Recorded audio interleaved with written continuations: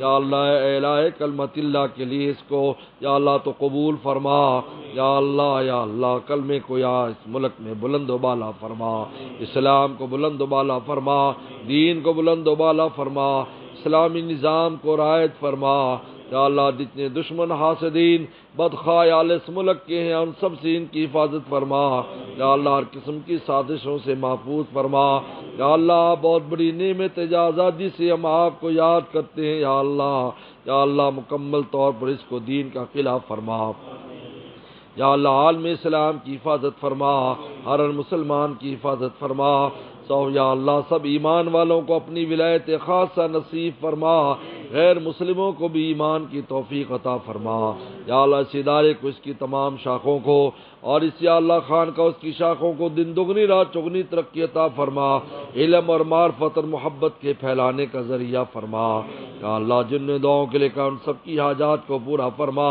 ہمارے مرحومین مرحومات کی مغفرت فرما، ہمارے والدین اساتذہ مشائخ عزیز و اقارب سب کی بے حساب مغفرت فرما، بیماروں کو شفا عطا فرما، پریشان دوستوں کی پریشانی دور فرما، رزق کی تنگیوں کو دور فرما، قرضوں کے بوجھ کو دور فرما، ہر دوست ماں بہن کی جو حاجت اپنے خزانوں سے حاجات کو پورا فرما، ہمیں بھی ہماری اولاد کو علم نافع عمل مقبول عطا فرما، یا اللہ جو مانگے وہ بھی عطا فرما، جو نہ مانگ سکے وہ بھی عطا فرما، اللہم انا نسألک من خیر ما سألک من نبیک محمد صلی اللہ علیہ وسلم ونعوذ بک من شر ما استعاذک من نبیک محمد صلی اللہ علیہ وسلم وانت المستعان ولیک البلاغ ولا حول ولا قوة الا باللہ صلی اللہ تعالی علی خیر خلقی محمد و آلہ و صحبہ اجمعین۔